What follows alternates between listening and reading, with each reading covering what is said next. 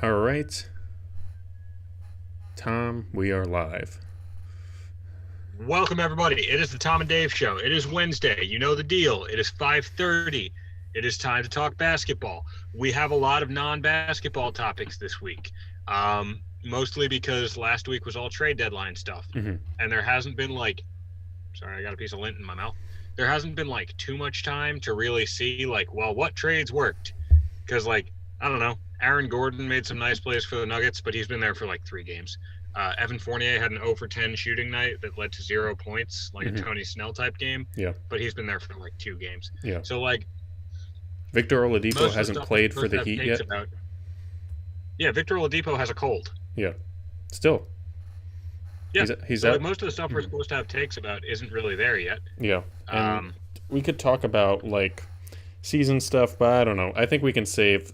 We're kind of at that awkward point of the season that happens every season where it's all right, we're almost there. We have a pretty good idea of what's going to happen in the next couple weeks. This season makes it a little more interesting with the East. That 4 through 10 spot is still could literally go a number of different ways. And there's a chance teams like the Celtics or the Heat or the Pacers could not make the playoffs. So lots to juggle there, but we'll talk about that stuff next week. Interestingly enough, though, quick Eastern Conference standings update. Not to do some standings talk, but we're starting to see the middle disperse a bit. Charlotte's at 24 and 22, and then they're 1 game up on Atlanta, Boston, and Miami, and they're half a game up on the Knicks, and then Indiana's at 21 wins, and Chicago's at 19. So I think that big mass of teams is starting to break up a little bit, but you've still got 5 teams separated by 4, 5, 6, 7, 8. That's 5 teams, right? Yeah, and Toronto's looking out of it. Toronto, I think the wagon is still there thanks to Kyle Lowry, but I do think the wheels are starting to fall off a little bit for the Raptors. And the Bulls they're in that 10th spot right now, I'm pretty sure, but are kind of just barely there, right? Yeah, they're a game up on the Raptors. Well,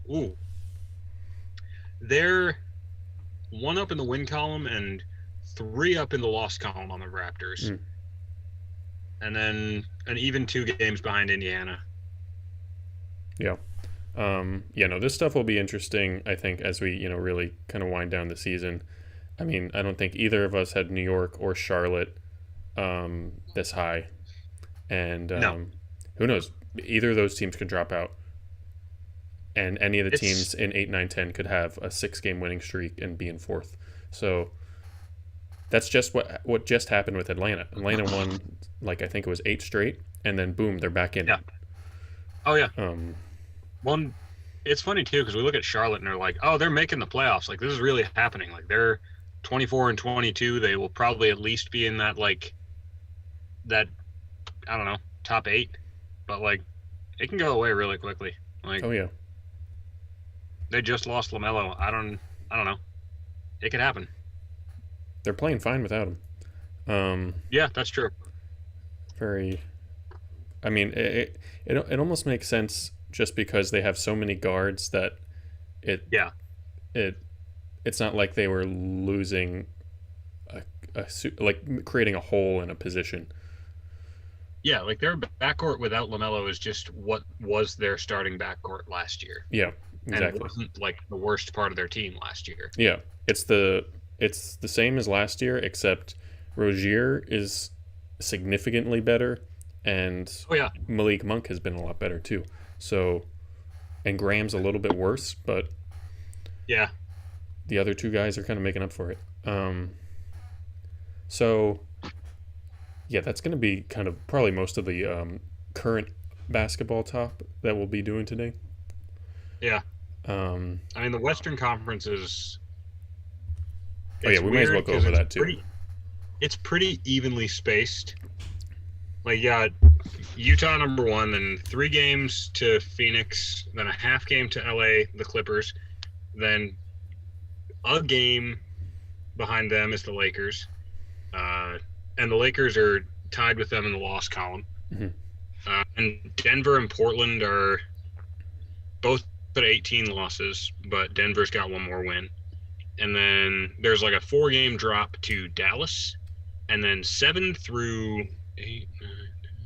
Can you read off who's 7 through 10 right now? Yeah, so 7 through, I'm going to give you 12. So we got Dallas in 7th at 24 and 21. San Antonio's at 23 and 21, so half game back. Then a game back of San Antonio is Memphis. They're at 500, 22 and 22. Golden State's 23 and 24. Sacramento is 22 and 25. Pelicans are 21 and 25. It's funny because I feel like a week ago we were all saying, well, Sacramento and New Orleans kind of need to cut bait on this year, like get ready for probably some more building, like call it on making the playoffs this year. And now both of them are like a game, or at most, I think like New Orleans is a game and a half out of that play-in spot. So they're very much in it. Yeah, we're kind of amidst like the first, I think, great Zion stretch. Like he's been really good, but the last, I forget what the exact number he's at right now, but I think it's 25 straight games of scoring at least 20 points, with at least 50% shooting. He's shooting 70% post All-Star break too.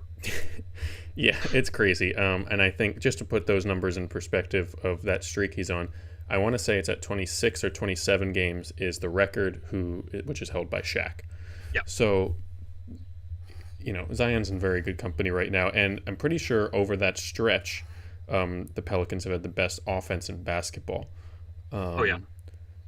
Best offensive rating. Now their defense is still pretty bad. The Kings defense is also, Kings are in a really similar position of playing amazing offense recently, and just I'm pretty sure they're on pace right now to have the worst defensive rating in league history. But we're in a time where that still means that you're only a couple games below 500. So I will say a funny thing I feel like about this Zion run is that like and to be fair, I think Bomani Jones has been saying this a lot. Like he's been as good as advertised, or at least like as good as the advertisements for 21-year-old Zion were going to be. And like it doesn't feel as big. Like I feel like last year we were treating Zion like a bigger deal than we are this year. Yes. Weird. It's very weird. That could be actually an interesting thing to talk about for a couple minutes. Yeah. Why do we think that Zion, like narratively, if we're thinking from the NBA's perspective, NBA media perspective, the, passing of the torch of LeBron to Zion felt so ready in the NBA narrative, and in the landscape of this is like going to be the next all-timer. This is going to be the guy who's the next face of the league. Everyone likes Zion. He seems to be like a great person. Like everything was pointing to this. And then we kind of drifted away from it a little bit. And now he's playing at the level that everyone thought he would play. But it's quiet. It's quiet. Do you have any thoughts on why that is? I mean, it's a combination of factors. If I had to if I had to think about it, I think part of it is that LeBron James just refuses to pass the torch. Like, to his credit, mind you, refuses to be the torch passer. Like, I think in his mind, and to be fair, in like the quality of play that we've seen, he's still very much the best player in the league, and like is not dying to give up that title. So I think that's part of it. I think the Pelicans being bad, or like bad-ish at least, has something to do with it.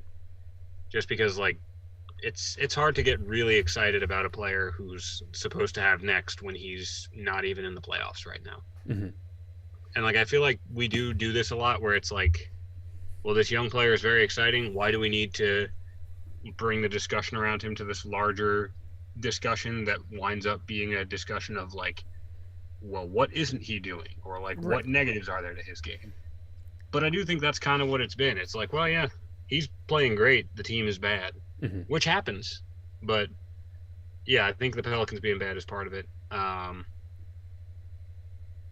I Yeah, think Luka also plays into it, and yeah, like I don't want to inject Luka where he doesn't need to be, but I do think like especially coming out of that Clippers series, there was a lot of like, well, we were all very excited about Zion. Actually, Luka might be next. yeah. So I think that's part of it. I think it's like a perfect storm of those three things. That makes a lot of sense. I also think one. I don't know if I am overrating this a little bit, but I feel like there's could be a play style thing here. Mm-hmm. Luca has the big highlights of the step back three game winners. He has, the fancy dribble moves, all that kind of stuff. Zion, like, Mm-hmm. I was just watching his highlights from the other night when is his career high night this week where he scored 39 points. Um, Yeah. which I'm already forgetting who it was against, but I was watching those highlights and like, Zion scores just by like, just any matchup he gets, he can just bulldoze his way to the hoop and make some sort of weird off balance layup. That's like seems to be how he scores most of his points. And I do Yeah. kind of wonder if maybe that is just like almost a not a flashy enough way to score to be super popular. I kind of think of it the same way with Giannis. Like Mhm. Giannis might be like one of the least talked about 2-time MVPs like ever. Especially this season, like who's playing amazing and playing another MVP caliber season. But I do wonder if Giannis's like play style almost like hurts him in like the popular mainstream understanding of basketball. I can see where you're coming from with that. I think especially like I don't know who said the big men don't sell shoes thing, Mm, but like I think that's what we're talking about here is kind of an offshoot of that, where it's like, yeah, there's a reason that like we talk about guards a lot more. yeah, Like I don't know. I think there's some degree of like it's easier to see yourself in a guard as opposed to if you're looking at like a Giannis, he's 6'11" with like a 7+ foot wingspan. He takes two dribbles from half court and he's at the rim. Like he does things that none of us are ever going to be able to do, no matter how much we practice, no matter how many shots we put up. And not to say that you or I are like out there putting up 400 shots a day, but like even if we wanted to, we're never going to be yeah, 6'11" and that athletic. And like if you look at Zion, like he's what like 6'8", 280, mm-hmm, 270. Like we're never going to be that athletically gifted. yeah, But like some part of you, if you're watching like a Steph or a Luca, is like, I think I could do that. yeah, Like if yeah. I practiced enough, I could have a jumper like that. And it's stupid because we won't. But I do think that's like a psychological thing that happens. That's a good point. I think all these things we've mentioned are kind of a encapsulation of why the Zion hype has kind of died down a little bit. But I think I've been hearing a lot about him recently, so I feel like it's coming back up. It would help if they made the playoffs, Yeah, but we'll have to see. So yeah, um, yeah, I guess that's where we're at with I would NBA. like to see them make the playoffs Mm-hmm. just because I want to see us like my dream would be they win a play-in game and they get the 8 seed, and Mm-hmm. then there's like 1 or 2 games where Zion just gives the Jazz fits. Oh yeah. Oh, he would. Because like I do think he's the kind of player that could control a game against them. Mm-hmm. I mean, I don't know what type of player is supposed to guard Zion. Well, I mean, it seems like something that we could sign 2-time Defensive Player of the Year Rudy Gobert up for, but like we know how Rudy Gobert plays against actually good big men Yeah, I mean, or like really good big men. yeah, I feel like that's a bad matchup. I feel like the better matchup is probably, and I don't want to be too biased here, but I feel like it is I won't say him first. I feel like it is like more of a Giannis type or a Bam out of bio type, like someone who is a little bit quicker than someone like Gobert, because I think that's Yeah. the most impressive. I mean, among everything that Zion does, I think that's the most impressive thing that Zion has is that he is 6'8", and could very well be 300 pounds. We don't know, and moves with the like agility and deftness of someone much smaller than him. um, He's he's twitchy when you watch him on screen. Yeah. Like, it's even on plays when he's not getting the ball, you'll see him like posting up on along the baseline, and then he'll just spin baseline so quickly, and it'll be like a half a second where if you're watching him, you're like, oh, this is about to be incredibly cool. And then they don't throw the pass, but like he gets into the position to make that play if someone does throw a lob for him so quickly. Oh yeah. Yeah. I really like watching him play. We had some other stuff to talk about. Maybe we can go back to those things at the end, just because I feel like we're on this topic of thinking about how we're watching the game. And this is what we kind of wanted to talk about today, is to just kind of talk through the ways in which that we watch basketball and analyze it, especially since we now have this. We've had this show for about, almost like 5 months now, which is crazy. Yeah, that's weird to think of, but yeah. Yeah. Wow. And it's definitely influenced the way that I watch basketball, because I'm trying to think of things that I will then say on this show. So, yeah, we thought it would be interesting to just kind of talk through those ideas. Maybe we can learn from each other here. So, I don't know about you, but I think doing this show has definitely impacted the way I watch the game. And, like, not necessarily, like, I still love watching it, and I still will watch games just for fun. Mm-hmm. But there's, like, I feel a little bit more informed now just because I kind of have to be, because I have to get on here and be like, well, the Clippers got a big game from Luke Kennard last night, but does this even mean he'll be in their playoff rotation? Like, it's... Yeah. I don't want to sound like an idiot on the internet, and so I have to be more informed. And that actually makes games a lot more fun to watch, because then you'll watch, like, for example, the Clippers, where they don't have Paul George, so Luke Kennard steps up. Well, what's Luke Kennard good at? What's Luke Kennard maybe struggling with a little bit?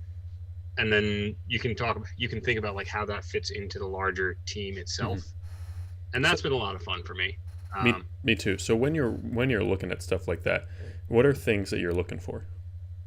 Let's say you are in a situation like, you were messaging me, was that last night or 2 nights ago, about when Kennard had a pretty good game? I think it was 2 nights ago now, because it was Kennard and it was Terrence Mann. Right. I think I might have tweeted from the show account that this episode was just going to be 45 minutes of Terrence Mann hustle plays. But that's like part of watching that's more fun now is also like you get to see these players pop that you don't expect to. And it's like, oh no, like Terrence Mann, I don't know, 11th man on the Clippers roster under most circumstances, but he's having a great game, and like all of a sudden he looks like a player that could play in the playoffs for them. Like, that's cool to see. I'm not exactly sure the point I'm trying to make here, but how do we start? Kennard? Yeah, so I'm just curious, like, let's say you're going into this thinking like, I want to make some sort of evaluation of Luke Kennard. What are you looking at? Yeah. I guess I'm trying to see what he's doing on every possession. Like, if he gets the ball, I try not to look too much at outcome. Just because, like, there's a million different ways every play can go. Like, somebody can cut the wrong way, and all of a sudden you're throwing the ball into the third row. And, like, that's not necessarily on you, even though you're going to get saddled with the turnover.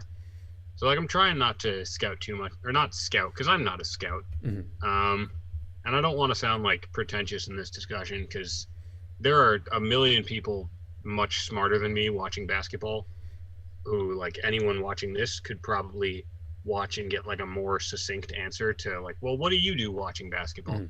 But that being said, like, you came to our show, so yeah, you're gonna hear it from us. But yeah, so like I try not to look too much at outcome. I try to just watch the possession and be like, all right, well, let's say he did throw it into the third row. Like, where did it start to go awry on this possession? Like, where did things start to fall apart a bit? I think there was a possession last night or 2 nights ago where like Reggie Jackson came up, threw it from like near side of the screen to the far, like a cross court pass, and then Kennard was driving on the weak side and like came around his defender and then picked it up and went into like a jump pass, and that was where he got a little out over his skis. And so then you see something like that and personally, I try to be like, well, why might you have done that? Yeah. Like, again, I'm not going to be 100% on like why I think that is, but I'm trying to get better at understanding why certain plays get made or don't get made, as opposed to just being like, oh, that was cool. Yeah. Which I still do, but yeah, that's kind of where I'm at. I think that what you just said is like a really important point, is that it's like, and it's tough to do this when you're just watching it and plays happen so quickly. And I think this is why, like, you know, people who do this professionally, unlike us, like, people who do this professionally are like rewatching games, you know, and rewatching possessions over and over again to figure out exactly what happened here. Now I'll do that with Heat games, but I'm not going to do that with every game I'm watching. And I simply don't have the time, and sometimes it's just difficult to do that depending on how I'm watching the game. If I'm watching it on TV, I'm not going to rewind every single possession to watch it. So I think, but what you said is a good point, that it's about like just seeing something and thinking like, okay, why did that happen? Which is a really simple, like an understandable thought process to have. But I think it's not something that I probably did like a couple years ago, or when I was younger watching basketball. I wasn't like thinking about, okay, what was the matchup thing that happened here that made this happen, or what was like the good read that someone off the ball made on offense to get open. Because sometimes you might just watch something and be like, yeah, that was pretty cool. So I think what I've done recently, now I don't do this on every possession or something, but it's a new thing I started doing, where, because when you're watching a game, not most of the time, even with your home court commentators who you might like really like, they're not breaking down X's and O's on every possession. You know, their analysis of the play, and even though if they probably understand the X's and O's very well, they don't have time to break down the X's and O's in every play. So the analysis of the play as it's happening is just going to be like, this guy passes it over here, who passes it over here, he shoots, he misses. You know, that's all it's going to be.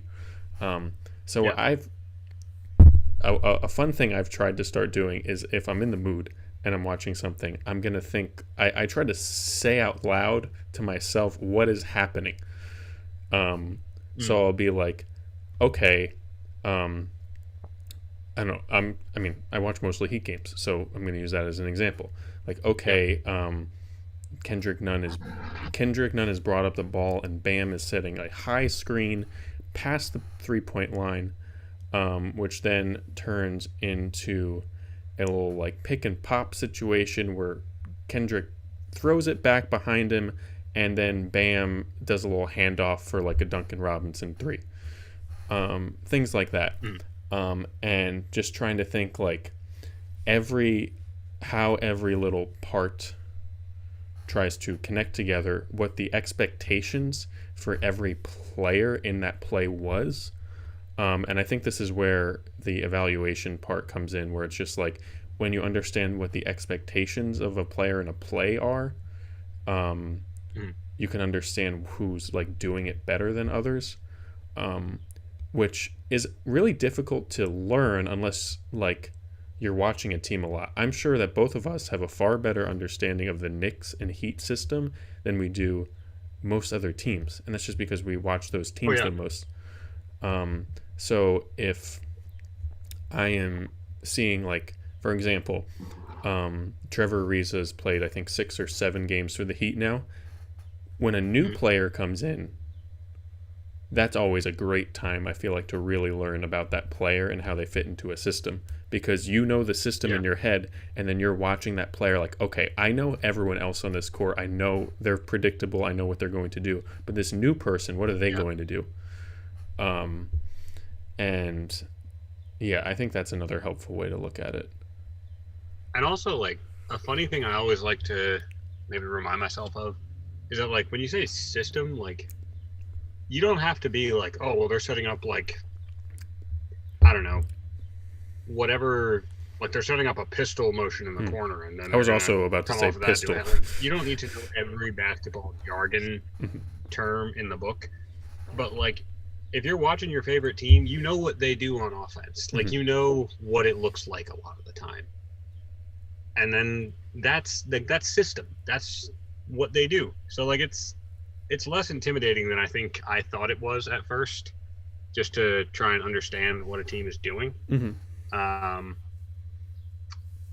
yeah, that's a funny observation. I do like the idea of saying everything out loud though too, because like it kind of, I feel like you wind up answering a lot of questions that you might have when you're just like talking through what happens as it happens. Yeah. Because like, oh, like why did he take that shot? Oh yeah, no, this was designed for him too. Yeah. Like that was always the plan. Yeah. And like you'll see on Twitter or Reddit or wherever you're watching, wherever any atmosphere where you're watching a game with other people online, you know, people always complaining about certain outcomes of plays or things like that. I see it a lot with the Heat, where people are like mad about the Heat just like chucking too many threes sometimes. And but at the end of the day, you know, last year the Heat were the second best 3-point shooting team in the NBA, so they're probably chucking threes all the time because that's by design. Like, it is by design that, you know, Eric Spoelstra and his assistant coaches believe that, you know, we will take a lot of threes and we might miss 60% of them, but eventually those are going to add up. And I think that's another thing that is almost not thought about too. It's just like the coaches and players know that shots aren't going to go in on every possession. It's part of the plan. Like, no one is expecting to shoot 100% every game. So I feel like there needs to be an expectation of, like, you know, just that idea that like you have to plan around almost sometimes your shots not going in. Yeah, like it's like in baseball, how I think, and this is another quote that I don't remember who said, but like someone there said, like, yeah, the best players of all time in baseball are going to be making an out like 7 times out of 10. So like even great shooters in the NBA, if they're taking threes, they're missing 6 out of 10. But you just want to get them into a spot where it's like, okay, yeah, 4 times out of 10 they're making this, and we'll take that. Yeah. So yeah, no, I do think it's important to remember though, like it's a hard thing to do, just putting a basketball in a hoop, and like 40% success of that is really good. Yeah. I know, and I think all this is just kind of making me think about why I really like watching basketball. And I mean, for me, it's my favorite sport to watch because of the sort of like, I always like to think of it as like almost like it's like deceptively simple or something, because I feel like if you're just watching, if you don't follow closely, if you're just like tuning into a game, you know, you see the plays running, you see guys running back and forth, setting screens, passing it, making shots. It looks easy. Because these are professional athletes who have played basketball their entire life. Like, they make it look super easy. But when you actually like break down like the intricacies of everything that's going on, it's super satisfying. And that's why like 7 years later we still hear so many people talk about the 2014 Spurs, because like that was kind of the pinnacle of this conversation of just like everything is perfect. Like, especially in those, I mean, mainly in their playoff run, every single pass and screen and cut and everything felt so perfectly designed to the point that everyone was getting open shots. And I feel like it's the kind of thing where like they're doing insanely hard stuff. And like anytime you hear an NBA player talk about like the defense that gets played, like if you ever heard an NBA player talk about the idea that like, oh, they don't play defense in the pros, they all laugh at that, because it's like, no, that everybody plays really good defense, and like we're all just that nice with it that we can still make shots over this. Yeah. And like that's where the beauty of it is that like they're doing this incredibly challenging stuff dozens of times a game. Like, I remember one time in high school gym class, there was a year where my gym class was 5 people, and our teacher put out like a chair in front of a basketball hoop, like a 10-foot rim, and was like, yeah, I don't know, like use the chair to jump off of, see if you can dunk. Nobody got close jumping off a chair that was like a couple feet off the ground itself. Sounds And kind of it's like dangerous. these guys are doing that every possession. Oh, it was a terrible idea. I like, but at the same time, one of the better gym classes I've ever had. Oh, I'm sure. I was gonna actually also do a personal example here of he might be watching right now. I'm not sure, but our friend James from Philly, James, who was on the debut episode of Tom and Dave 5 months ago. We played basketball this weekend, and it was we just played a bunch of 1v1, and there were some people watching from a porch nearby the park we were playing at, and they were watching just a horrendous a horrendous series of 1v1 games here.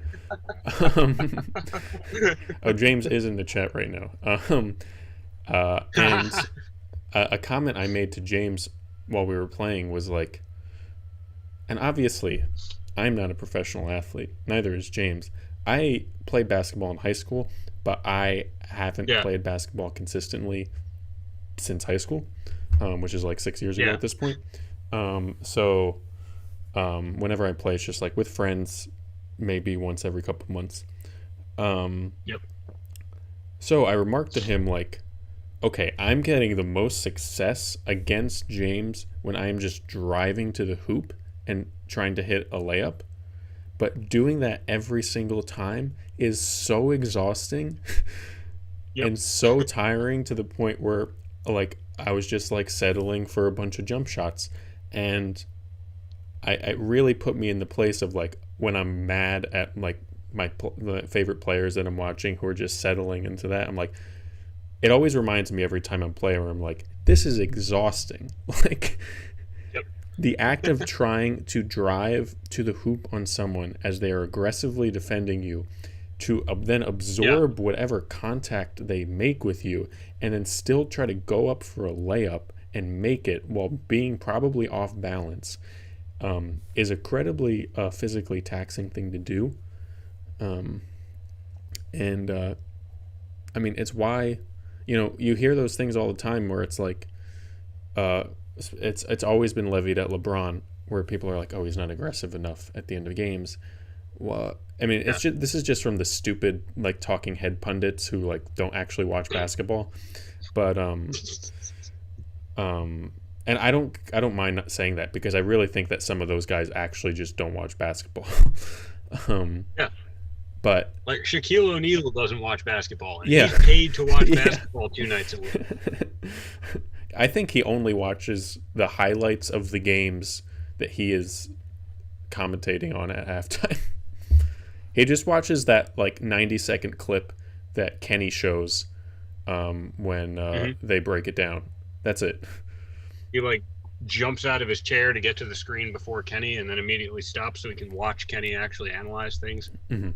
But yeah, I think it's important to remember these things of like, yeah, these guys are athletes, but they're also like people that are get tired. And that's another thing about I think watching this sometimes is like, and it's another thing with like sports media in general of like kind of taking the humanity out of it. Like maybe a play went poorly just because like this is the 4th game a team has played in 6 nights and someone's just tired. Like that could be why a play went poorly, It's not because of some,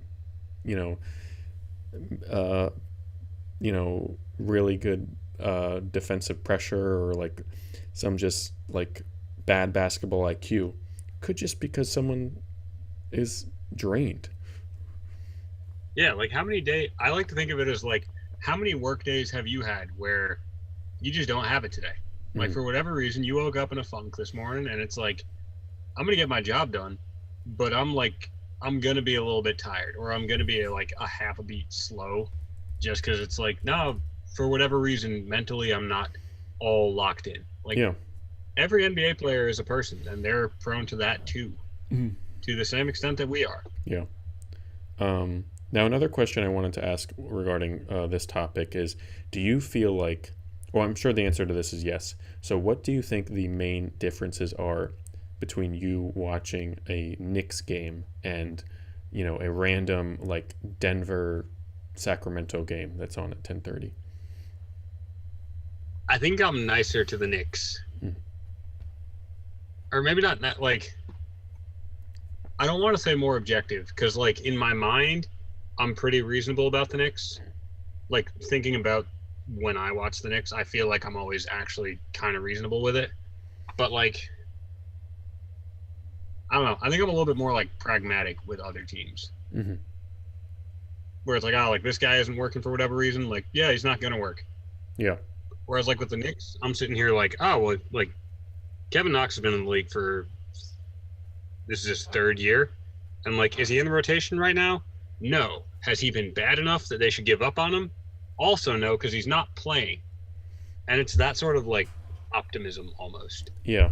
that I think I give the Knicks, but I don't give other teams. But I would like to start giving other teams a little bit more, just because, like, I don't know. I think I that's don't all. want to be too harsh. Yeah, I think that's also though because you have watched enough Knicks games to see like some flashes from a guy like Knox of like where you see him have a really nice few minutes stretch in a game and you're like, okay, I get it. I see it. I see how this guy becomes a really productive player. And you only get that by watching a team a ton and finding those little random minutes. And Yeah. when, I mean, I think very similarly to you when I'm watching other teams. Excuse me. Like sometimes I will just see, I don't know, you can just catch the wrong game of a player. Like you can catch a Blazers game where, like, I don't know, Derek Jones Jr. is playing and plays like 25 minutes and he goes like 0 for 4 from 3 and doesn't really do a lot out there. And then that's stored away in your brain as like, oh, he's not a valuable member of this like first 8 guys that Portland has. But you've only watched, I've probably only watched like a handful of Portland games this year and probably maybe 1 or 2 full ones. So Yeah. it's unfair to do that. I think checking your biases It's with very that easy type to of miss stuff. the big. Yeah. And I mean, we've had plenty of conversations about this in our chats where we talk about some Nick or some Heat player where, I mean, former Heat player Kelly Olynyk was a fantastic example of this, where it's just like you catch him on any night, you're getting a different situation. Like, and Oh yeah. and my conclusion of him in his Heat tenure just ends up being like, yeah, it's just because he's inconsistent. Like it's not more complicated than that. He's just kind of an inconsistent player. It happens. But yeah, if you're just catching the random game here and there, you're not going to realize some guy's inconsistent. You might just think he's bad, or you might just think he's really good, and could just be somewhere in the middle there.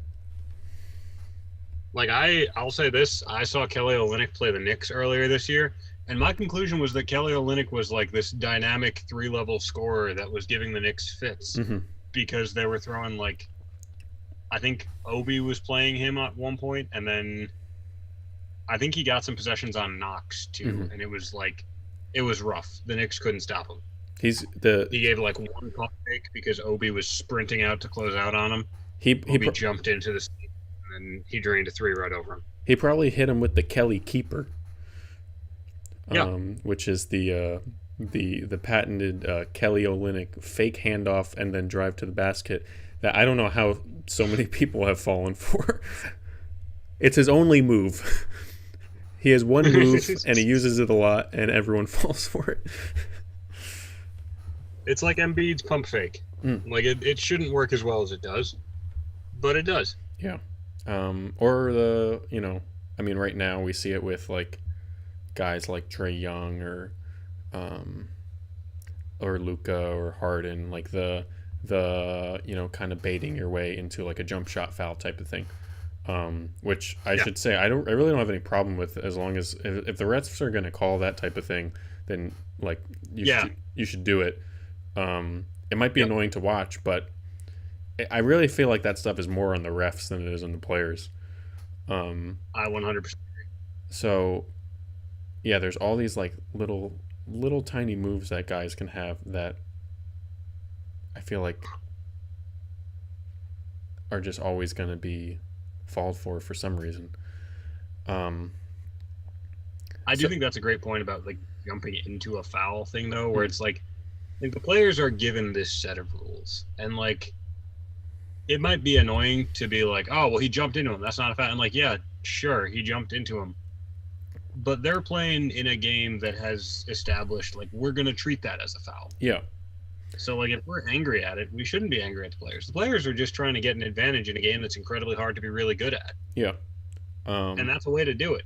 Like if it's a problem, get mad at the refs, get mad at the league for allowing this to happen. yeah, definitely, completely agree. That's definitely for me. It's definitely also. Uh, I like to think that I've thought this way because I grew up seeing Dwayne Wade do this all the time. So I had like a Mhm. positive um, uh, understanding of it. Um, but yeah, I've always been on the side of the debate that I think Harden is an incredibly fun player to watch. And if you get annoyed at the foul stuff, then like, I don't know, not everyone can draw fouls like that. So he's No. obviously exceptional at at that skill. And he's kind of calmed down on that over the years, especially over the last Oh yeah. couple, where other players seem to be taking his mantle as like the premier foul drawers in the league. Um, but yeah, there's just like all these tiny things that are almost like games within the games, and I feel like a foul drawing thing is a big example of that, because you have this sort of weird dichotomy of guys like Trey and Luca getting a lot of hate for drawing fouls in very dramatic ways, Mhm. sometimes, and but then at the same time, and I've been very open about this on the show. You have guys like Jason Tatum who like, or Ben Simmons who like their game could be so much better if they were a little bit more open to drawing fouls. I Oh mean, you yeah. see like someone like Tatum. Tatum could be averaging like 28, 29 points a game if he just got to the line like three more times or Yeah. something, you know? Like, Yeah. um, and so it's this weird dichotomy in like the way people discuss basketball where it's like, well, if you're not drawing fouls, that's a bad thing. But if you're drawing fouls like Yeah. Trey Young, that's also a bad thing. Yeah. I feel like it's a subset of like the NBA fans not liking basketball thing, where it's Hmm. like, are we just gonna be critical no matter what a player is doing? Like he either draws too many fouls or not enough. That's not fair. Yeah. Like we should be consistent in what we're. I not that like players really give a shit what we think of their game, at least in like the vast majority of cases, because we're just like talking people on the internet.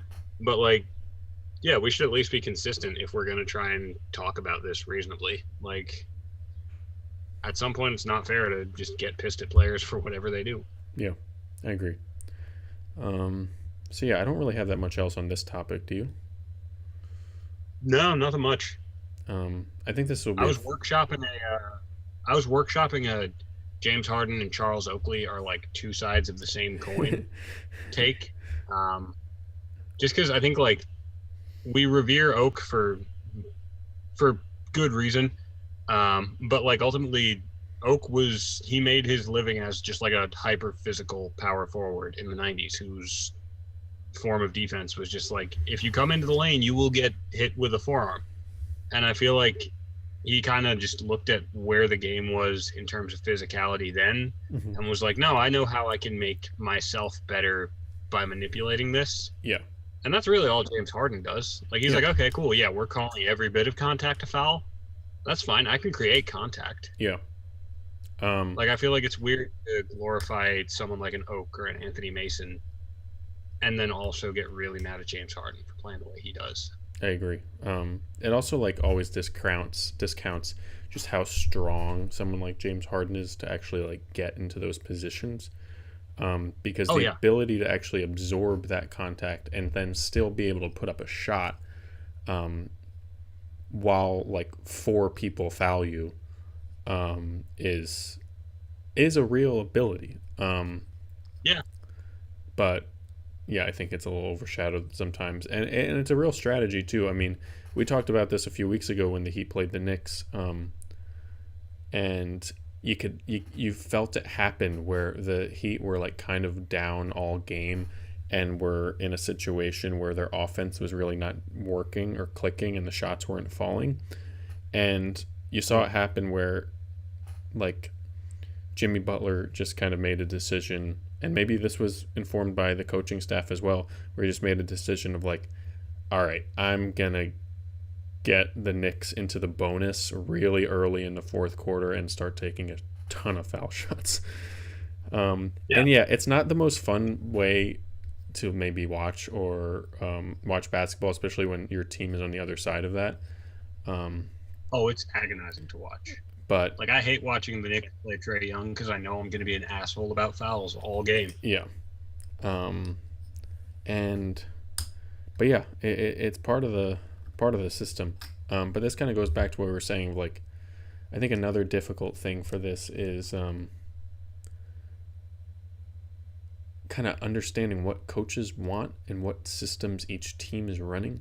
Because I don't think I could tell you what types of, I mean, I 100% couldn't tell you what type of plays each team runs. No, absolutely not. I could give you maybe a vague idea of what I think every team's offensive identity is, but it'd be vague. Yeah. To Um, varying degrees. yeah. Defensive identity, like that's a, It's a whole nother level. yeah. That Um, shifts nightly, I feel like. yeah. But offensively, even like how many times have we or someone who's doing something similar to this done the, oh, well, if he just took like 2 or 3 more threes a night, Mhm. he'd be good. Like, we all say that really casually without even considering, like, maybe his coach is just like, no, I don't want you taking this shot. Yeah. Like, I can't think, like, if you're like Shemi Ojale on the Celtics, love you, Shemi. But like, if you take a dribble, step back, pull up from three, like that's probably a shot you're going to get told when you come off. Like, we don't want you taking that. Mhm. And so at a certain point, it becomes like, some of these things we're looking for players to do, or like some of these things that we think would make players better, kind of go against what players are being asked to do. Yeah.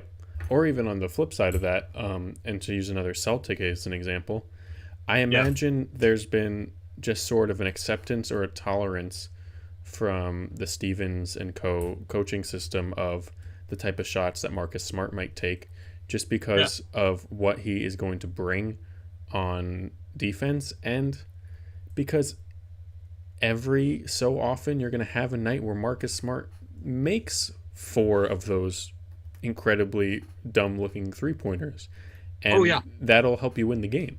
So I don't know. It's Like, it's funny thinking about the Marcus Smart, like, if he makes the first one mm, dichotomy, where, like, if he makes that first 3-pointer, he'll go, like, 4 for 7. But if he misses that first, or if he makes the first one, he'll go, like, 4 for 8 or, like, 3 for 7. But if he misses the first one, he'll be 0 for 2. And he'll be like, all right, nope, you know what? It's not a shooting night tonight. yeah. I I also feel like think that could almost be like we trust him to know if he doesn't have it. yeah. Um, yeah, and that's another thing, a whole other thing that, as people that just watch casually, like, or not casually, but just watch, like, we're never going to know exactly what the coaches are saying to the players every night and what their expectations are supposed to be, because even if you're someone who's, like, watching every post-game interview or something, all these guys have been trained to give the most generic responses possible to anything, probably because as like a safety thing of like, I don't want the other teams to know what our systems are or things like that. Oh yeah. So when I get frustrated about Bam Adebayo not being super aggressive on offense in games, when I've seen his ability to be aggressive and be amazing when he's aggressive, I have to step back and think like, they're probably not telling there's probably some sort of agreement there that like, no, Bam isn't going to be the guy in this team that takes 20 shots. Yeah. So I think you got to find that balance there. And at the end of the day, I mean, depends who. I mean, I'd assume I think all NBA coaches are significantly smarter than us. Yes. But at the Yes. same time, like, I mean, you might trust more than others. You know, Spoelstra's been the coach for the Heat pretty much literally for my entire life of watching the Heat. Yeah. So I definitely have a lot of trust in him and what his systems are and what the decisions that he makes are. So a lot of the times, I'm just going to be like, all right, you know, he's done a lot of great things. I'm just going to trust him. Um, There's a funny Ryan Russillo bit, and I disagree with Ryan Russillo on a lot of things, but like he's been in sports media for like 20 plus years, and he said like, yeah, I feel like I and every other person that does this has had that moment with a coach where they're like, all right, listen up, Bucko. Like, here's exactly how much you don't know yeah. about what we game plan. And it's like, we as people that aren't in those meetings, that aren't in those practices or those film sessions, like, we don't know how much goes into it, but there's so much more than we know. Mm-hmm. And like, you even mentioned like players talking to media about it and kind of giving like these generic responses. Like, at some point, it also falls on people that are asking the questions to ask the right ones. Because Right. like, there was a press conference with Deshaun Watson a couple years ago, who currently is in, you know, a lot of not so great headlines coming out with him. But this was like after a game, someone asked him like, oh, well, you know, they were running a lot of cover two. Like, did you think that was like, why weren't you throwing to the flats more? And he was like, oh, well, you know, like, did you see what their safeties were doing? Or it was, why aren't you throwing deep more? And he was like, well, did you see what their safeties were doing? And they were like, well, no, like, can you talk me through that? And he was like, yeah, their safeties were up here, so they're too deep. And so when they're too deep, we can't throw over the top of them. But we know that that's an extra defender up here, so we've got open routes underneath them. Like, we know the defense underneath is going to be spread too thin horizontally, so we're going to try and get a lot of crossers going. And he like went into detail about how they were trying to attack the coverage that was against them. But it's like, it's something like that where if you ask a simple like, well, this is what they were doing, like, what was your plan against that? You might get like a surprisingly good answer. Yeah. No, I would love to. I mean, that's why I really liked that series that Kobe was doing a couple years ago. The Detail, I think, what it's called, series, where that's all he was doing. He was just like micro analyzing like plays of players. It wasn't like a full team scope or anything. It was more so like literally just, I remember there was one about Jason Tatum, like literally just like looking at like a bunch of Jason Tatum plays and Kobe just commentating over them, saying like, here Jason does this and this and this, he could have done this to get an advantage here, but maybe he read this from the defense. And yeah, there's definitely there's content like that out there, but I do feel like it is not at all in like the mainstream. No. And like Detail was so good, they even tried to replicate it with Peyton Manning at one point for football, and it didn't go as well. Partially, I think, just because it's like 11 players versus 5 on the field, and it's harder to break down one player's responsibilities. Yeah. Like, yeah, Detail with Kobe was awesome. Mm-hmm. Also, if you haven't seen it, there was a funny bit they did on Dunk Bait, which was like a Yahoo Sports NBA show 2 seasons ago now, I think, with Jethro Jenkins and Josiah Johnson, where they had Detail from the mind of Nick Young, and it was Swaggy P talking about the clip of him taking a 3, turning around, celebrating, and then turning around to see that he missed. He goes through it, and like eventually it just breaks down to like, I put it up, I knew it was in, and then I turn around and it rimmed out. But it was very funny. Yeah, that's great. So I guess what are there any what type of like basketball media stuff do you try to consume that like you think helps you get better at this stuff? Let's see. I mean, I think you and I have both talked about how like we have our individual Twitter feeds, Yeah. But then the Tom and Dave Twitter feed is just like all basketball, It's and that's kind awesome. of nice. It's awesome. It's Yeah. there's no discourse. The only discourse ever is basketball discourse. And It's like basketball discourse, and then like discourse about how annoying basketball discourse can be, which is also fun to read. yeah, it's so pleasant. My like personal Twitter is like, it's so much politics and things like that. So and I like engaging with that stuff too. But to have a escape this feed that is just like people saying like, man, I love watching John Morant, and like a tweet like that has like 25,000 likes just because Yeah. it's someone being positive about John Morant, who everyone likes. It's such a pleasant place. Like, yeah, basketball Twitter is really toxic sometimes, but I think if you follow the right people, you can have a great time. Like you just got to find the people that enjoy this stuff like you do, and then it's a lot easier. I don't know. I try and just like. I think we kind of wound up answering it where it's just like find people that really enjoy this and find people that like the content they're making around basketball. You can tell they enjoy making. Yeah. Because like those are people that are going to be fun to engage with on this, and like it should be fun to watch all this, and it should be fun to think about all this. Yeah. So like I just try and find people that enjoy making stuff around it, and I realize that that's a really like nebulous answer. But like, I don't know. There's a reason the stigma of like, do you even like basketball exists? And it's because so many people decide to get on the internet and be negative about it. And that's not fun to read. Like, I don't want to read something and get angry about basketball. I read enough stuff on the internet to get angry about with the rest of the shit that's going on. I don't need to look at basketball stuff and be like, well, hang on a minute. Like, I don't like this play that happened. Like, no, I want to enjoy this. This is supposed to be fun. Yeah, I agree.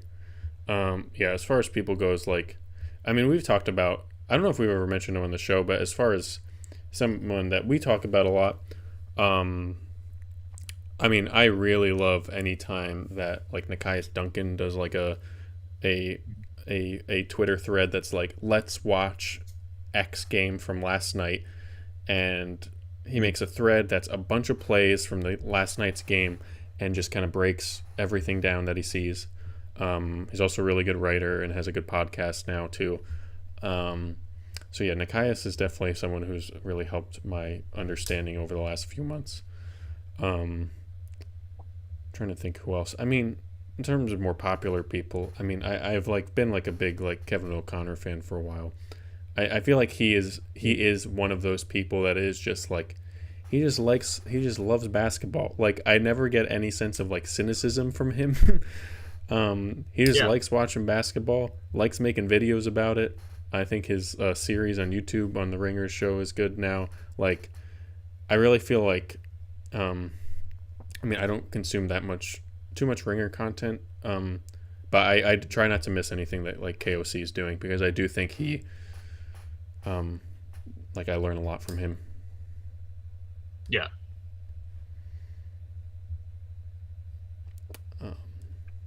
My mind just went blank. No, you're good. But yeah, obviously there's guys like Zach Lowe, but like I don't think we need to like talk about him. Like, I don't think we need to. Yeah. I don't think we're giving him a big platform here. You're on the other side of this screen. You know who Zach Lowe is. But he was probably. You've heard him talk. Welcome to. You've heard him talk about Croatia. It's all in there. Yeah. Yeah. Definitely probably one of the first analysis guys I was drawn to, because I feel like he does a nice balance of fun and analysis. It is not, and is like pretty immune to hot takes. Like I'm very tired of any basketball analysis people that are just seem to be in it for making the hot takes or the contrarian points or whatever. Yep. It's not fun. I will say, quick shout out, Jenkins and Jones. Great podcast. Like three very great Twitter follows. But like they have the gift of just talking about this, like people that will watch basketball. Like it's not like we're in this to be analysts deal. It's like no, I was watching this the other night. Like I care about basketball. And like as such, I'm going to have some opinions on it and I'll share those. But like it's not coming into it to have as you said, not coming into it to have a take, Yeah. but just like having one originate organically, where it'll be like, oh yeah, the Lakers didn't trade for Kyle Lowry, but I don't think they need Kyle Lowry. Here's why. And it's like, it's that kind of thing where it feels fresher because it doesn't feel like something that they began with the end in mind. Yeah. I also that's a good recommendation too. And I guess another general thing that I'd like to definitely more recently try to avoid is like there's too much basketball discussion, I think. And obviously we all get excited about the trade deadline, about free agency. It's fun. Players are switching teams, deals are being made. It's a lot of fun. The entire Twitter world is watching. But there's definitely a subsection of basketball media and basketball fandom that is just obsessed with players like changing teams and obsessed way more with trades than they are with actually games.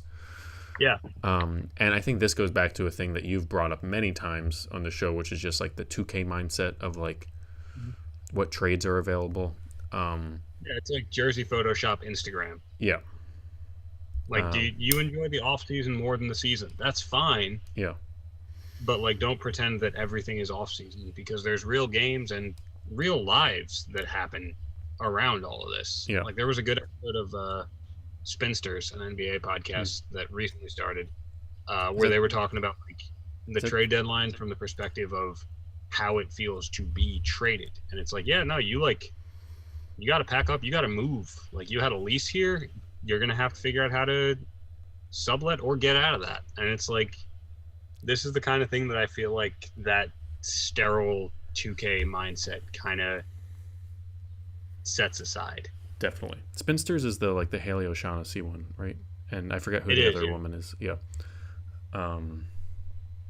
Yeah. No, it's definitely that 2K mindset thing. And I mean, speaking of that, the how to get traded thing, I mean, two great examples of that are very recent that don't come from NBA media because they come from players were Duncan Robinson did a really great 20 minutes on his podcast last week of what he was feeling when he thought he was about to get traded, and how he was really nervous all day, and how he just literally for the 2 weeks before trade deadline just disconnected all his social media from his phone, deleted all the apps, everything, because he was just nervous, and didn't want to deal with it and have it mess with his head.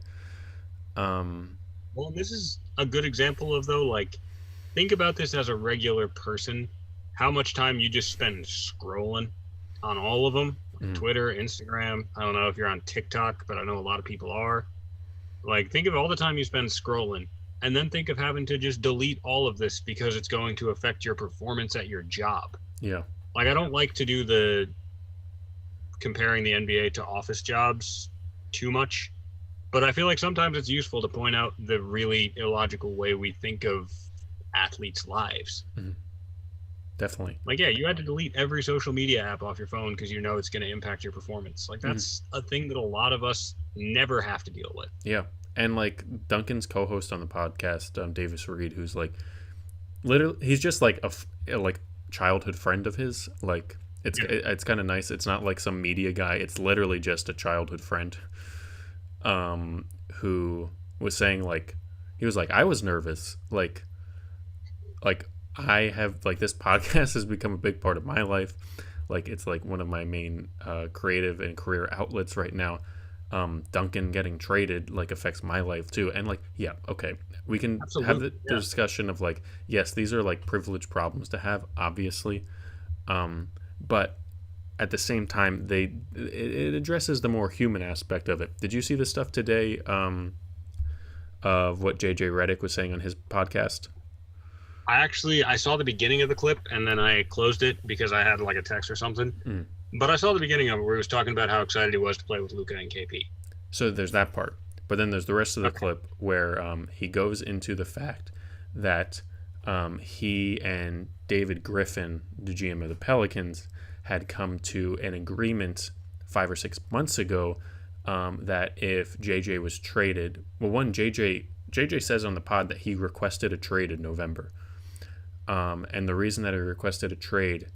And, we always hear about these things about players requesting a trade for basketball reasons, get out of a toxic situation or something like that. JJ's reasoning was he wanted to be closer to his family that lives in New York, and his son was about to start kindergarten. It's really hard to see his family when it is in the middle of a pandemic and he's flying all over the place. And he went to David Griffin and was like, "Hey, can you get me to a Northeast team?" Mhm. And allegedly, David Griffin said, "Yes, we'll make it happen. If you're traded, you're going to be traded to a Northeast team, or you're going to be bought out and you can go wherever you want." And JJ is super open. I'd highly recommend everyone listen to this. He's super open on this podcast. I think it came out today, where he's like, "Yeah, I was really pissed off that they just traded me to Dallas after we had this agreement." And he allegedly told Mark Cuban, like, "I would be really excited to play here any other year, but I have to be honest that I can't really muster the excitement right now." And it was just really illuminating conversation about, like, yeah, I mean, these guys also, live regular lives and have families and children and, Yeah. He wanted to be in town for his kid to start kindergarten. That's not too much to ask. Yeah. And I'm sure he would have gotten a lot of slander if he got bought out and just joined the Nets. But that was probably just because he would have wanted to be like, that would have been the closest option, or the Knicks, the closest options to. Well, JJ is pretty open about how he lives in Brooklyn, though. Yeah, that's true. But yeah, another good podcast. I mean,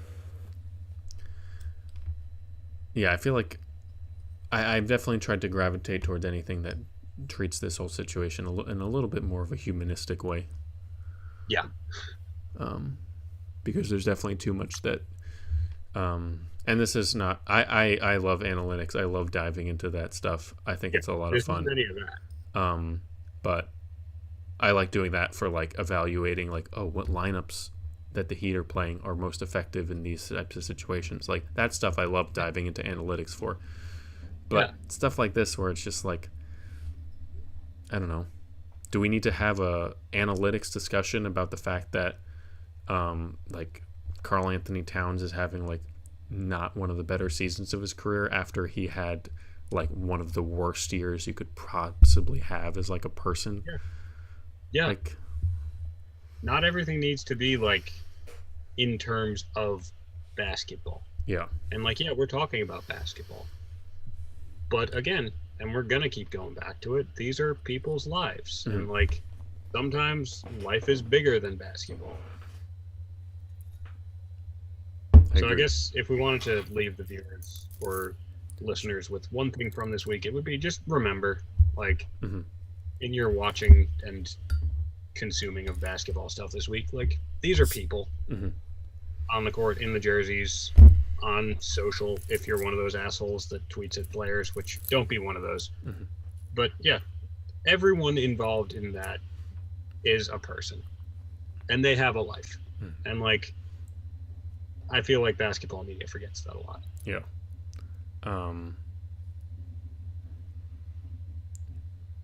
I think as this is... Oh, wait. Oh, the internet went out for a little bit for a second, but I think we're fine. Do you want to... do you have any... Should we end this on, like, a slightly more upbeat note? Do you have, like, any 10-minute... Positives you want to talk about?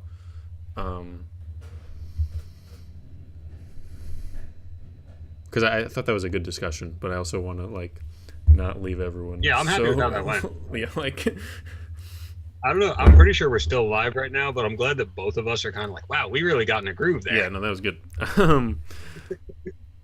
Here, actually, why don't I quickly, like, talking about basketball, why don't I quickly go through what the games are going to be tonight? And we can give a quick couple thoughts.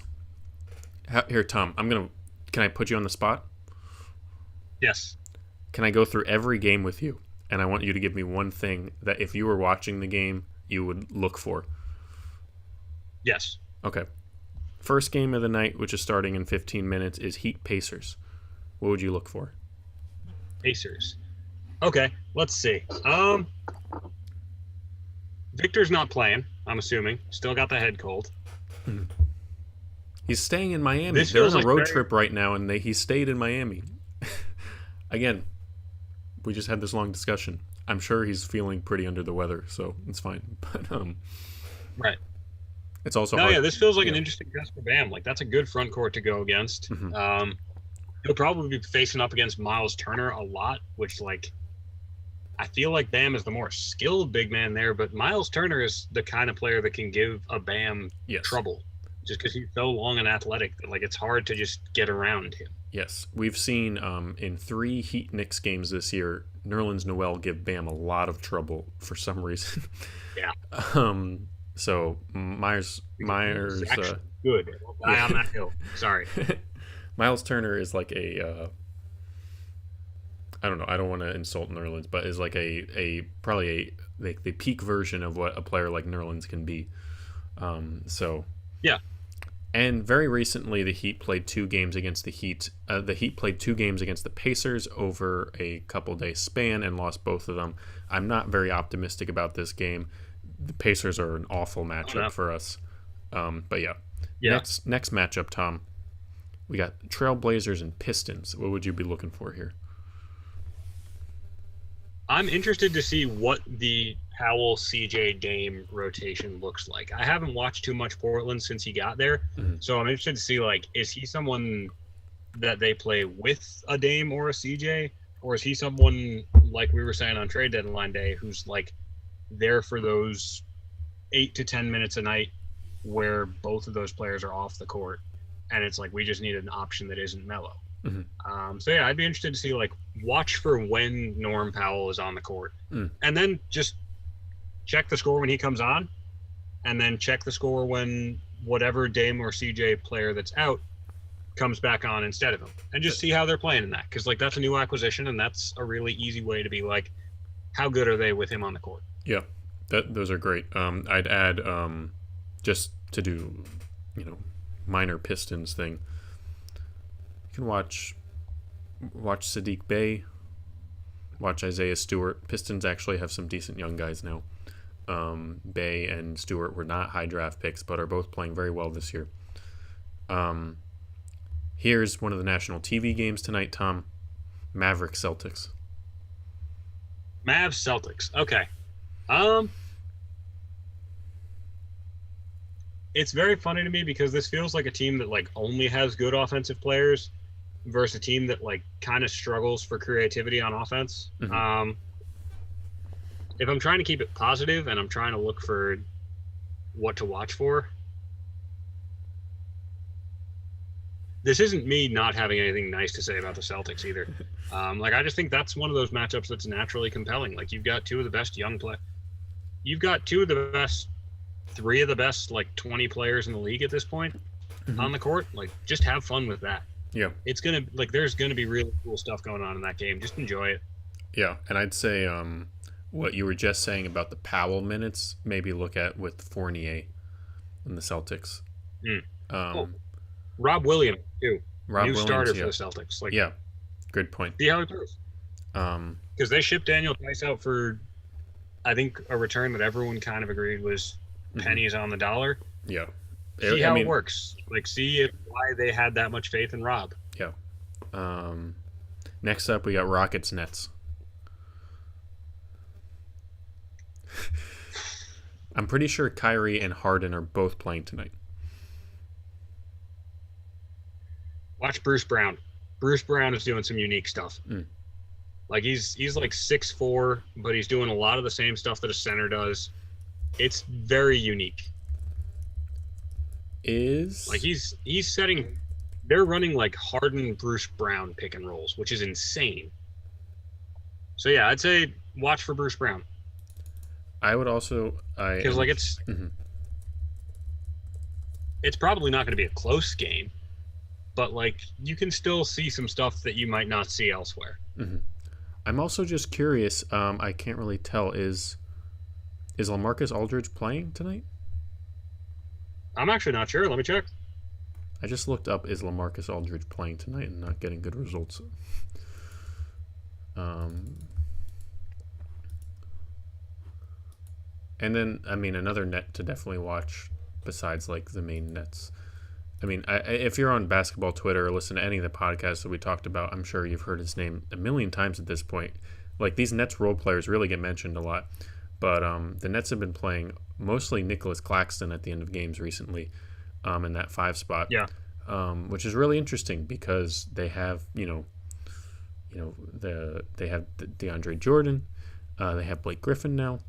They have Jeff Green, who plays a lot of 5. They have Bruce Brown, who plays a lot of 5 with them. But Claxton has kind of become that guy for them, and it's definitely due to, like, I'd say more than anything else, just like a defensive versatility out there. He's not he doesn't get killed on switches, and he can like just stay in front of his guy. And the other guys we mentioned there, I don't think really can. Jeff Green kind of can, but he's a little old at this point.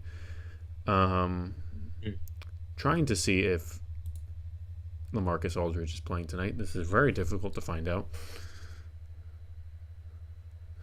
You know what? Let's do a Tom and Dave guarantee and say he's going to play tonight. Okay. Wait, I'm on. Watch LaMarcus Aldridge's first game as a Net. And if that game actually happens 2 nights from now, we still recommended that you watch it. Yes. Here, Tom. Whether it's tonight or whether it's on Friday or whenever the Nets play, I want you... I'm going to say it right now. Over under 18 and a half minutes for LaMarcus Aldridge in this first game. Under? Under. They don't need to be running him out there for 25 minutes tonight. Yeah, I'd agree. Like, he's nice to have around, but they don't need to be giving him that much run. Yeah, and I think they'll be playing him the same amount that Blake's playing right now. Yeah, I'd agree with that. Next matchup, 2 teams that I think none of us would have expected would have incredibly similar records. The 18-29 Raptors and the 19-27 Thunder. This one feels like it's going to be all about guard play. In that it's going to be like Shea matching up against Kyle Lowry for a lot of the game and Fred VanVleet. I'd also say watch for some Kenny Hustle. Watch for Lou Dort. The Thunder are in, and we kind of talked about this back when we did our Thunder episode. The Thunder are in a really fun, like, we're just seeing who's a player right now mode. Right. And that can yield some really interesting results. Like, Poku's out. Shea is out. Mm-hmm. And Dort is Lou out. Dort might be out. Kyle Lowry's out. And Darius Baisley's out. Hope you can watch for Lou Dort. Moses Brown had a almost 2020 the other night. Oh yeah, the newly paid Moses Brown. Yeah. Watch for him.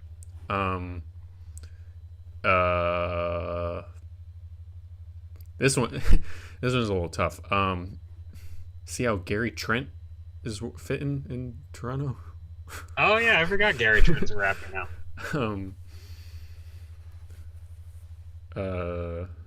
All right, well, maybe we should move on. I can't really come up. I mean, that one's tough to come up with how many players are out. Yeah, Moses Brown is on my fantasy team now, though. I don't like talking fantasy, but he is on my fantasy team. I picked him up before the 2020 game. I was very, very happy about that. Then Tom, nice. Your New York Knicks versus the Timberwolves. This one, you're gonna have a matchup of 2 pretty good young 2 guards with R.J. Barrett versus Anthony Edwards. Mm-hmm. Let's see. I'm gonna check who's in and who's out for this one. Yeah, I got it up right now. D'Angelo's out. Mitchell Robinson had surgery on his foot. May he get better as quickly as is safely possible and return to 100% of what he's always been. This feels like a good cat game, although like it's kind of a test because just that Knicks front court is kind of beefy, and so like they can give a lot of bigs trouble. But I'd like to see Cat have a good game in this one. So I mean, we just saw Robinson out for a while, but I'll be honest, I wasn't like paying super close attention to the Knicks when Robinson was out with the hand injury. So who's getting most of those minutes? You're gonna see Nerlens is starting. Like, I think one thing I do credit Tibbs for is that he does stick with his guys. Like, even Mitchell Robinson went out before the trade deadline, but there wasn't a reactionary like we need to bring in Andre Drummond by trade. Like they stuck with it. They're like, no, we have a guy that we feel good starting at center on our roster already. But that's basically long-winded way of saying you're going to see a lot more Nerlens. You'll see a little bit more Taj than you're used to. You might get some Randall at the 5. They're not unleashing the super weapon that is Obi at the 5 just yet. But you got to see it at some point. You got to save it for the playoffs. That's true. Yeah, that's got to be the ace in the hole. Yep. I'm trying to see. Do we know at what point in his suspension Malik Beasley is at? I don't actually. Because I feel like he's very close to getting back. He was out for 12 games. Damn. I mean, it's got to stink when you're an NBA player and you look up your name and everything that comes up in Google News is just about other things. Yeah. Oh, Malik Beasley has been back since the 27th, actually. Wow. Good for him. So he's back. Yeah, I mean, we got a team that... Yeah, I mean, I feel like you're going to get a good Randall game. Yeah, you covered that well. All right, we have like five. We have like 4 more. All right, let's do it. Jazz Grizzlies. A game now. Who was it? Cavs Grizzlies. Jazz Grizzlies. A game now that I'm thinking of. Jazz Grizzlies. I might watch some of. I mean, the Grizzlies feel like the most emphatically not backing down from anything team in the league right now. You got Jonas Valanciunas, who will seemingly scrap with anybody. Ja is Ja. Mm-hmm. I think Triple J has been out for a little while. Yeah, Triple J hasn't played this year. I'd say it's going to be a very good, like, one team looking at the other going, like, why won't you just quit game? Also, Justice Winslow. I feel like he's finally starting to get minutes, and he was looking pretty cool as, like, a point forward type. So I'd say... He is, but he's also out tonight. Damn it. I have a bad habit of doing that. But yeah, I think I'm gonna watch some of this game. I really like watching. Like, there's some teams that I will just pretty often just kind of throw on. If I'm just like Memphis is a good throw-on team. Yeah, they're a great throw-in team. Like, we talked about this in like our what is now our lost episode from a couple weeks ago. But Memphis has like look, they have Ja, who is a star ascending to that next level. You have Valanciunas, who is like I don't know where you put Valanciunas, maybe in that tier below the tier of like almost all stars. You know, he's a very solid starting center. Like he's someone you have to account for. Yeah. And then the rest of that team is all role player glue guys that any contender in the league would want their hands on. Desmond Bane, Xavier Tillman, Brandon Clark. Like, they just have so many of these guys. Kyle Anderson. So many of these guys that are like, any contender would love to have any of them. Desmond Bane having a sneaky, amazing rookie season that should probably be in like top 5, top 6 rookie of the year discussions. Maybe we'll do like a discussion of the rookies in a few weeks or something. Fun, actually. But yeah, I'll try to tune into that game when the Heat game's at halftime. Next we have Western Conference play-in battle, Kings versus Spurs. Let's see. Yeah, here, let me get up who's not playing.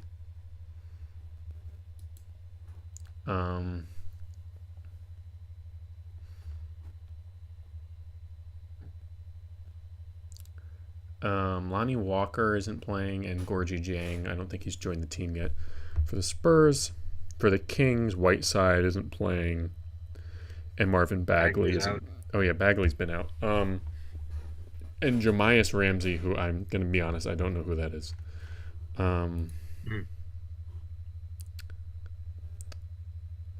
And Trey Lyles is day to day. Wasn't Trey Lyles traded? Was he? I thought he was traded. I thought he was in a. I feel like his name came up at some point. Never mind. But this will be interesting. Fox has been playing amazing recently.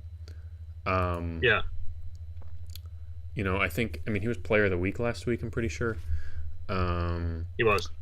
Over his last 10 games. Okay, I wasn't even ready for this. Over his last 10 games, De'Aaron Fox is averaging close to 31 points per game. My God. Watch De'Aaron Fox. Yeah. It's going to be fun. He's averaging close to 25 on the season. He is taking a leap that I don't think. A player that most of our listeners are not watching a lot of. Yes. The Kings have also won, I think, their last. What is this looking like? They've won 5 in a row. On this 5-game winning streak, De'Aaron Fox has had a 30-point game, a 37-point game, a 44-point game, a 36-point game, and then a 24-point game. Oh, should be added. This is one of those weird back-to-back situations that we only get this year. Spurs and Kings also played on Monday. Okay. Where they won. The Kings won by 17. Good for them. Yeah, so important games for both teams here. 2 more left, Tom. We got Bulls and Suns. Let's see. I mean, you've got 2 of the best scorers, like pure scorers in the league. Mm-hmm. Levine versus Book. I'd also like to give a shout out to Mikal Bridges, just because we talk about him a ton on here. Yes. He'll probably be a fun one to watch, just specifically on the defensive end, because you'll see them do some really unique things with him. Because he's an incredibly long wing player that they feel very comfortable kind of depending on the weak side of a lot of possessions. Yeah, we talked about this on Twitter the other day. Like, this is wait, excuse me. This is related to our conversation earlier about watching basketball. We weren't even sure about this play. There's a play going around Twitter where the Suns were playing the Hornets, and I believe they threw a triple team onto PJ Washington, who was like posting someone up. PJ got very flustered because he was triple teamed. It's a triple. Like quickly turned around, tried to throw it to the weak side, and Mikal was just there, easy for the interception, and then fast break for an easy dunk. And now, Dave, what was Mikal's assignment on that possession? For those who have not seen it. Well, his assignment appeared to be once 3 players were on PJ, his assignment appeared to be cover everyone on the weak side of the court at once. And he did it successfully and got a steal. So, obviously this is an intentional thing of like forcing someone into a bad pass. But as we were talking about on Twitter, like I really have a tough time believing that it was supposed to be a triple team, maybe a double. But either way, we don't know. But yeah, Mikal can make a lot of highlights on defense. Dario Saric is playing great recently. And then for the Bulls, we got Game 4 of the Levine-Vucevic experience, which so far hasn't gone great, but, still figuring things out. It's hard to, plug in a player like Vooch, who is going to take probably the second most shots on that team, while getting rid of, Porter and Carter Jr., both juniors. And then taking 2 key rotation guys out and plugging in a guy who is now going to take the second most or most shots on your team every night. Yeah. It's going to take a little especially when you're running so much through Zach. Yeah. It's going to take a little bit to adjust to. But, yeah. And then our final game of the night, Tom. A game that would be a great game in a scenario where players were actually healthy. We have the Bucks and the Lakers. you're going to see some interesting rotations from this Lakers team. I'll tell you that. Yes. A lot of like Schroeder and Montrez pick and rolls. Like Marc Gasol might actually look to shoot this game. Oh wait, you know who I think we're seeing tonight? I think we're seeing the Drummond debut. Oh, well, there's your hook right there. Yeah. At a bare minimum, you'll see how they might want to use him going forward, even if it's not like the final version of this team.